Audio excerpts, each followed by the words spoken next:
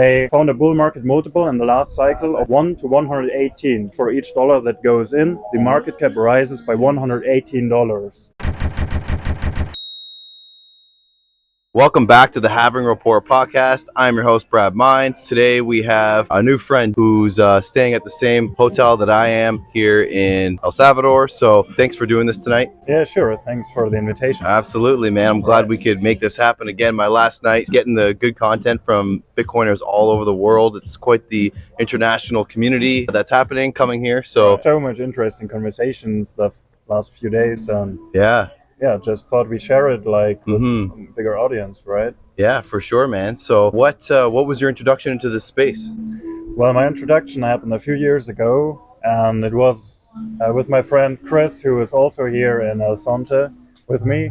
And we were just curious about the technology and looking into things. And then we had, I guess, the kind of obligatory shitcoin journey where we discovered, okay, what's going on there? And then it came to a realization to me because I was studying engineering in a part in Germany.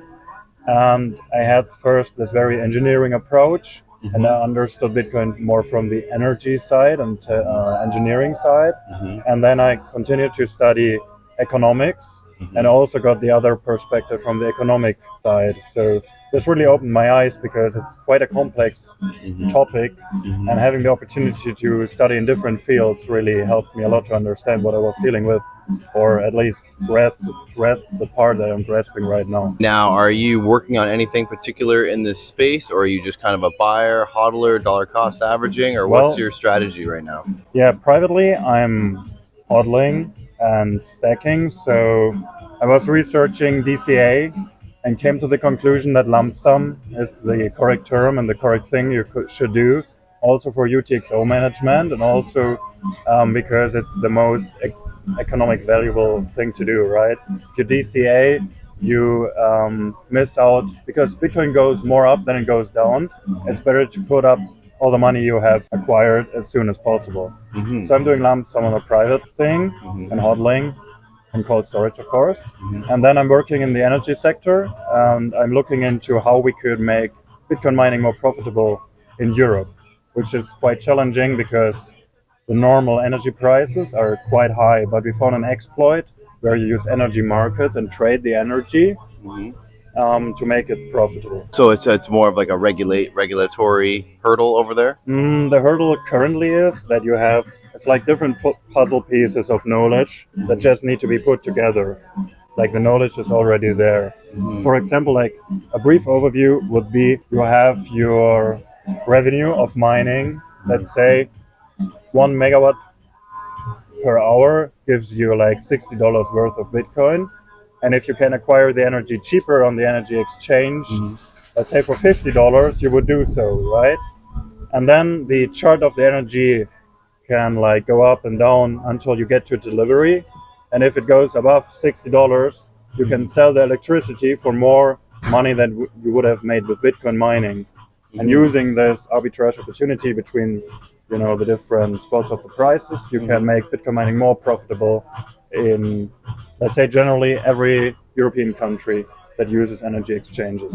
This is what, your fourth day in El Salvador? Yeah. Okay, and what's been your experience with the Bitcoin community? Is it what you expected? Is it less? Is it more? I didn't have much expectations because I wanted to see for myself. I tried to put away all the things I read in the news or on Twitter or everywhere and just have a blank slate impression.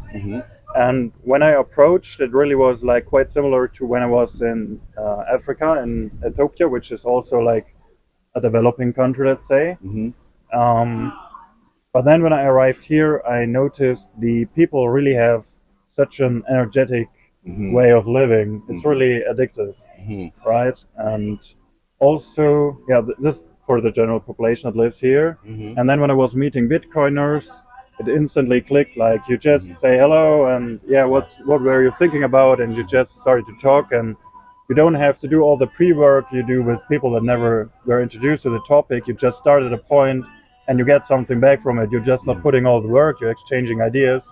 Let's say if two people meet and each one has one idea, both leave with two ideas, right? And if four people meet, Right. and it's insane, man. I really enjoyed this. So where are you from, and is there much of a community back home for you? Well, I'm from Germany, and I moved a lot in Germany because I was studying at different universities. Right. Right now, I'm living in the eastern part of Germany, which is a former socialist part, and it's for me very interesting to see what effect socialism can have on a country and on the people on short and long term. There in Germany, we have a pretty developed Bitcoin community that meets. There's a map. I don't have the address in my mind right now, but there's an internet page where you can look up all the meetups in Germany. And basically, every main city has a Bitcoin meetup, and you just can go there, meet people, exchange ideas. And this is also where I found the people that I'm working with on the current project I just talked about. Now, the other night, you and I had an interesting conversation up at the restaurant here, and you have a formula that you follow, and that gives you a range of for your price prediction Right. for the coming cycle after 2024 halving. If you don't mind explaining kind of how that dollar example you gave me equates to Sure. the dollar amount into the market cap, and then your bottom and top price predictions, if you don't mind. Not financial advice, by the way. It never is. Yeah, first disclaimer, I have to give full credit for this price prediction to British Hodl, which is a really nice YouTube account I follow, and try to watch all the videos. He has a quite increasing following on Twitter and YouTube.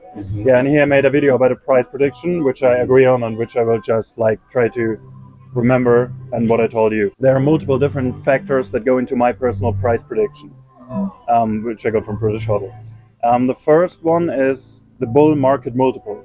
Bull market multiple means for each dollar of buying power that goes into Bitcoin, the market cap rises a certain amount. The Bank of America did research on it, and they found a bull market multiple in the last cycle of 1 to 118. So that means for each dollar that goes in, the market cap rises by $118. So market cap is you take the price of Bitcoin and multiply it by the amount of existing Bitcoin, right? So last cycle, 50 billion went into the crypto space. And this led to, I'm not sure if it was Bitcoin or the crypto space in general, but let's say the crypto space because I'm not sure. Sure. So this led to a price increase of 1 to 118 of the market cap, right? The bull market multiple. And if you assume this will be true in the next bull market, and you have a similar amount, you just say, let's say, okay, another 50 billion go in. You take the current amount, multiply it with the bull market multiple, and then you get to a price which will be between 280,000 to 450,000 per Bitcoin. And also, interestingly enough, it also matches the first original stock-to-flow model, the first one that was put out. I know there is a debate about if the stock-to-flow model is dead or not, but those two things combined together somehow made sense for me. So my range for the next price top would be 230 to 480,000 or 450,000 per Bitcoin. But there's a big but, which also British Hodl mentions. The moment an ETF gets approved, this price prediction is negated because it could be even more and unpredictable. I think it coincides with the bullish sentiment that I've seen here so far. Now, we also spoke about an interesting book that I admittedly have not gotten my way through yet, but that is Softwar, and you had some interesting thoughts on that. You've read through the front to back on that. So what are your thoughts around it? Yeah, I was also texting with Jason, who wrote the book, about some issues I have with the book, right? Okay. I think his overall thesis is correct, and it's brilliant, to be honest, because he really put in new concepts that weren't in the space before. The big issue I have with it, he is trying to push it more in the Second Amendment direction. It's national security, it's like a weapon, it's like war technology and stuff. And that could work in the US if you classify it in this national security field. But there are many different countries, like Germany, where you don't have the Second Amendment. So the moment you start to classify it like this in the US, it could have a pretext, so it can be banned in other countries, or they at least try to ban it, because we know it's not really possible to ban it, right? So that's my issue with it. All that being said, would you come back to Bitcoin Beach? You got some travels coming up, but is this something you return in the near future? Right. Or in El Salvador in general? For this holiday, we will go to Costa Rica afterwards and compare the tourism scale, like because Costa Rica has like pretty much plenty of tourism right now, and I want to have the direct comparison there. And also, I plan to surely come back in, let's say, 2 or 3 years to not. Yeah, right now I only have the one impression, like the status quo. And if I come back, I can see what changed and how did it change, and I can map a trajectory. And once I have done that, I feel confident enough that I can make good decisions based on the trajectory. So that's my plan for now. What would you say the biggest misconception about Bitcoin is? That it is too hard to understand for most people to take self-custody. Okay. Because in the end, all you have to do is like write down 12 words. And many people are able to drive cars and take like driving classes and pass it somehow, right? Right. Most people work jobs where they have to write down things. So I think this is one misconception, that it will be too hard. And also you have to imagine, if we have to use Bitcoin as freedom technology, and we are forced to use it as freedom technology in some countries, what will be harder, writing down 12 words or dealing with all the other negative things that will be caused by all the restrictive things that might go on? So what do you think the biggest catalyst will be going into 2024 and after the next halving? I personally, but it could be biased because I work in the energy field, would be biggest catalyst will be also short and long term, that energy companies will, in a more decentralized way, become the new banks. Because you will need energy with proof of work to settle transactions, what banks do right now.